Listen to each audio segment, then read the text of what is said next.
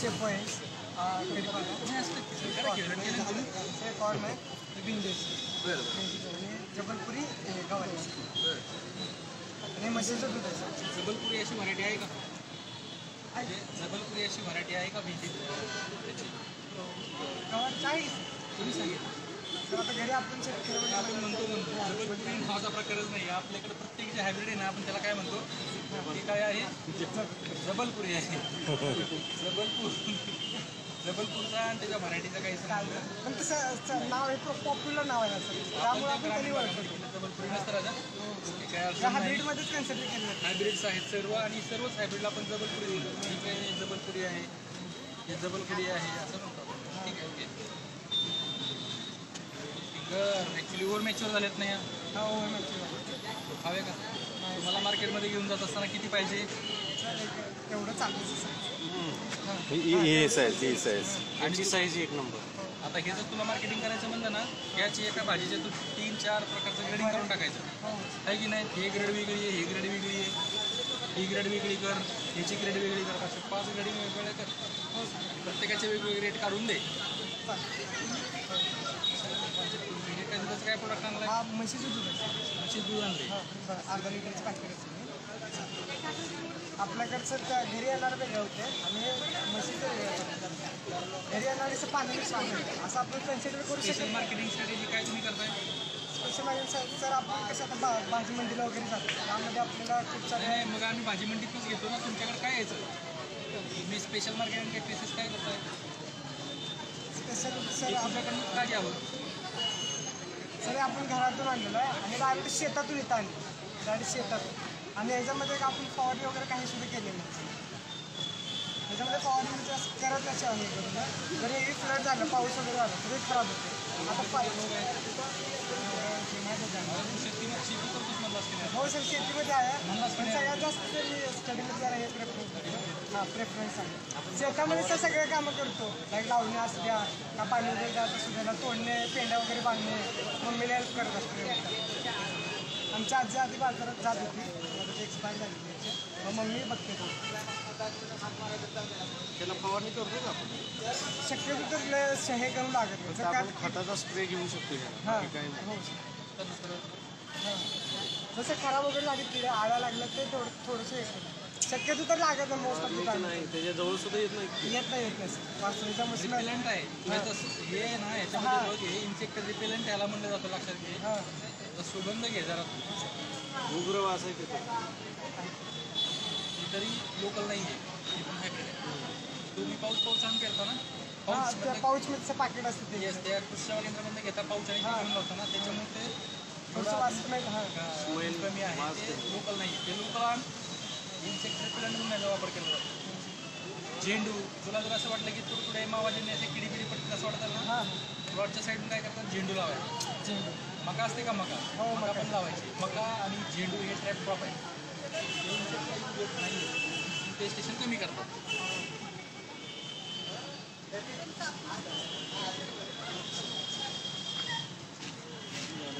संपले मका सगळे राहिलं सर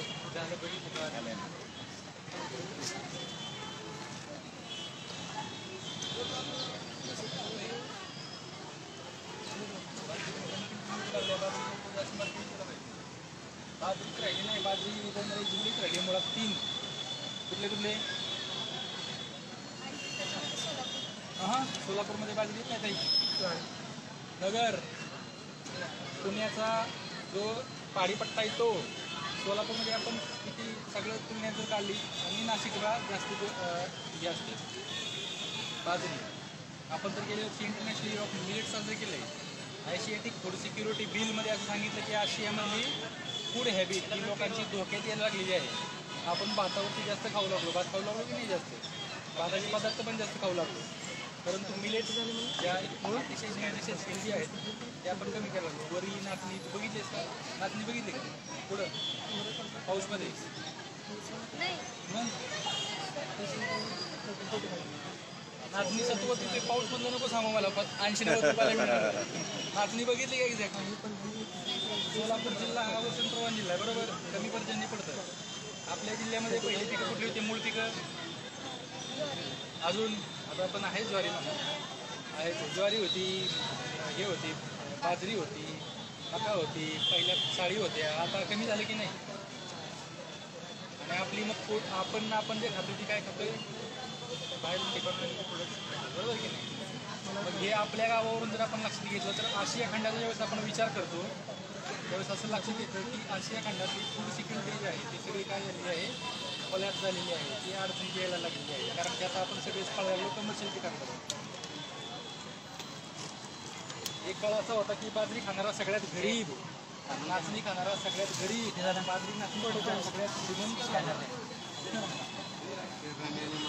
मनाने. कारण की ते कोणाचं लक्ष नाही, जो श्रीमंत माणूस आहे तोच खाऊ शकतो. दिला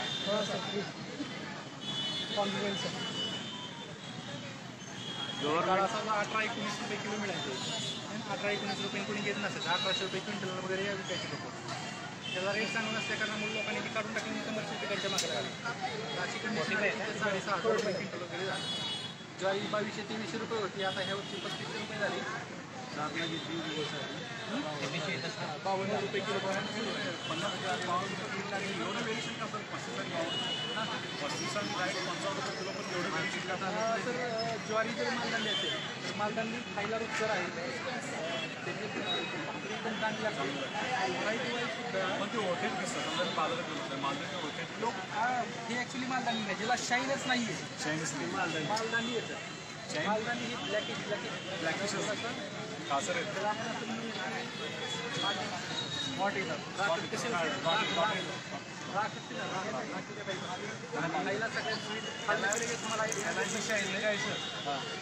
भाकरी किती राईट लागणार नाही.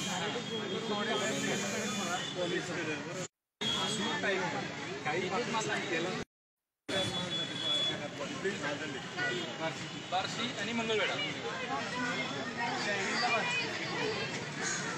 तर ॲक्च्युली तो काय माहिती आहे का, तो परभणी मोती कुठून आणलेलं आहे व्हरायटी मालदार नाही. मंगळवेढा स्वतः हे पॅकिंग करूनच आणलंय का कसं? हे चांगलं आहे तुम्हाला. हां हां. हे पक्षी खातात का हे? पक्षी पण खातात, माणसं तर आवर्जून खातात. हां हां. हो. हे किती कसं किलो आहे? 50 रुपये किलो.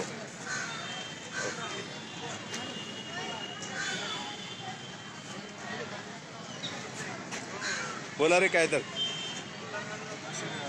पेरू आहे, इंग्रजी पेरू आहे, बर बर स्वीट कॉर्न पेरू आहे, बर बर. आणि आपल्या शेतातलं लिंबू आहे, देशी लिंबू.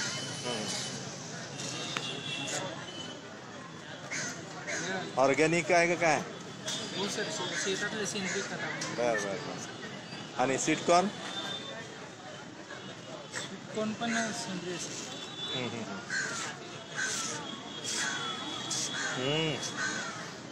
हां का? चांगलं आहे. एकदम छान.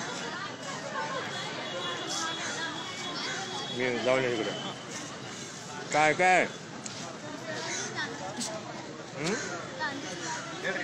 आणि हे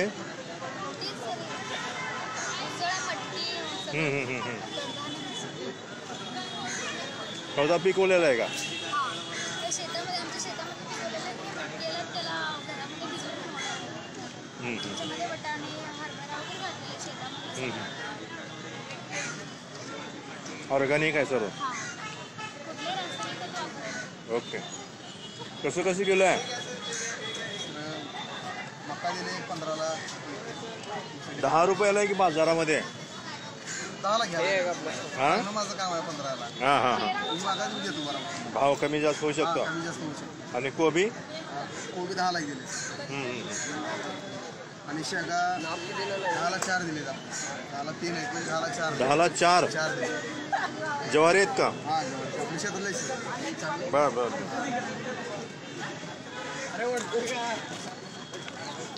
तर मला हे आवडतात, हे घेऊन जातो मी. 10ला 4 म्हटलं तर 5.5. माझ्यासाठी 5. चालते चालते, घेऊन जातो मी. भेंडी बी आहे. Okay okay. भेंडी पण नसतो. आहे. हे का तुमच्या स्वतःच्या शेतातलं आहे का आणले झाडाचे तोडून? नाही सर, स्वतःच्या शेतातच आहे. हा, शेत कशाला लागते? घराच्या शेजारी पण लावू शकतो की आपण? ते छोटे असते, गोड नसतात आणि बर बर बर. कसं किलो आहे? नग मसाला लावून विकायला. कसं? 80 रुपये किलो. नग 10 रुपयाला पाव किलो आहे की रे? एक नग. एक नग 10 आणि एक 15ला आहे. मोठं 15ला आणि 10 छोटं.